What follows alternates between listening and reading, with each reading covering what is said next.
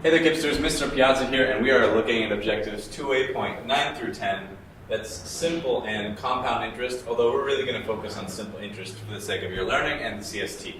This is standard 7S 1.7, which is a key standard. So, first I want to just kind of draw a picture of what interest is. Interest is basically when you take money to the bank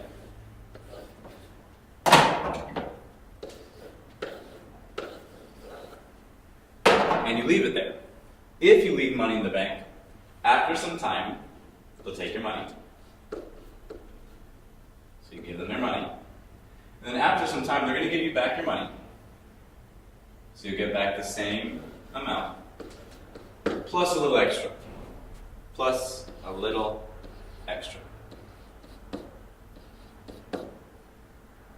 That little extra is called interest.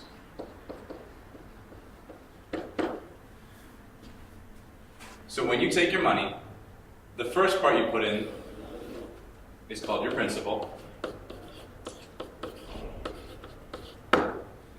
And the money you get back is your principal plus that little extra called interest. Today's about figuring out how you calculate interest. So now that you understand it conceptually, that it's that little extra bit you get back from the bank, or the little extra bit that you owe, for example, on a credit card, then we're ready to actually calculate. In order to calculate simple interest, we're going to use the following formula of interest equals pretty. That means I equals P times R times T, which means interest, that's that little extra amount, is calculated by multiplying the principal. Again, that's the amount we start with, times the interest rate, which is something the bank tells you, times time. Because the longer you leave it in the bank, the more interest you're going to earn. So this is going to help us solve different problems. For example, a problem like this in the CST, which involves simple interest. Marl borrowed $200 at 12% simple interest. So the moment I see simple interest, I know simple interest equals pretty. I equals P times R times T for 1 year. I need that information.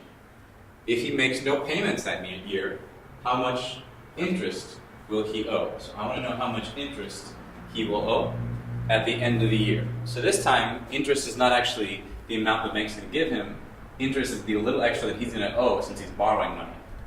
In order to calculate interest, I know that interest equals principal times rate times time. I'm just going to multiply those three things together.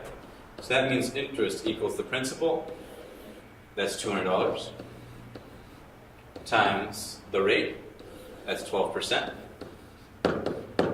times the time, that's 1 year. Because it says simple interest for 1 year. So this is 12% per year.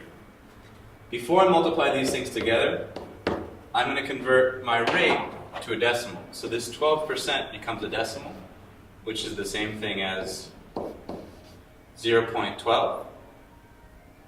Trick is if it's 12%, you know you move your decimal always 2 places back.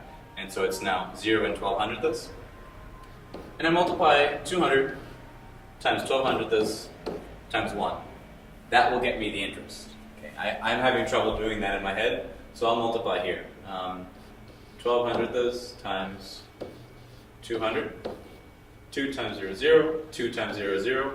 2 times 2 is 4. Skip one spot. 1 times 0 is 0. 1 times 0 is 0. 1 times 2 is 2. Add them up. I have 2, 4, 0, 0. I move my decimal 2 places in the factor, so I move my decimal 2 places in the product, and my answer should be $24. Smartboard gave me a little extra space. So that means that by the end of the year, I owe $24 in interest. I also also owe the $200 that I borrowed from the bank in the first place. So if they wanted to know how much I owed in total, I would have to add those things together. But since it's only asking how much interest I owe, the answer is $24.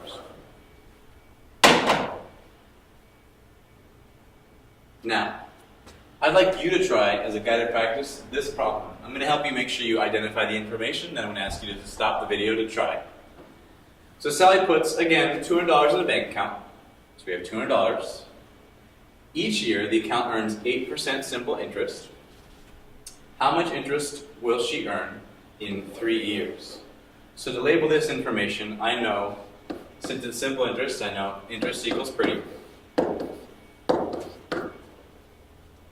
And I'm going to label the information here. I have my principal of $200.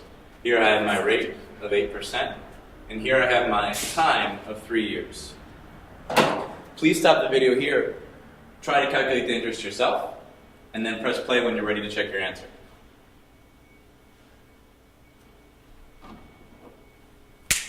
Okay, you've tried this, so now it's time to check your answer. Interest equals pretty, so that means that's going to be $200 times 8% times 3.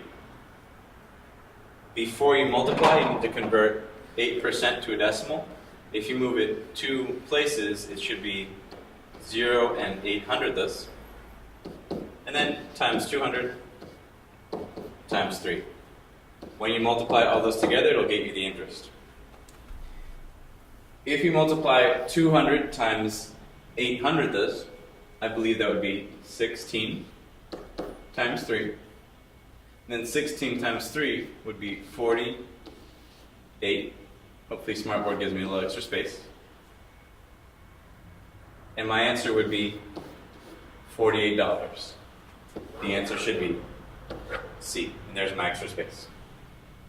So at this point, you've been able to calculate the interest, which is that little extra amount. But don't forget that if I was asking for the total that you would have, you started with 200, it grew by 48. So if I was asking how much you have in the bank in total you would have $248. So if that's what the question was asking, that would be the answer. But in this case, it only wants to know the interest. Okay, so for now, for independent practice, I'd like you to complete these 5 problems. Complete the following table using the formula for simple interest, assuming 5% annual interest. If you deposit $2,000, that's our principal, how much money will you have after 2, 5, 10, 25, and 50 years? To be clear, I want to know how much you have in total. So you're going to need to calculate each time the interest and then add it up.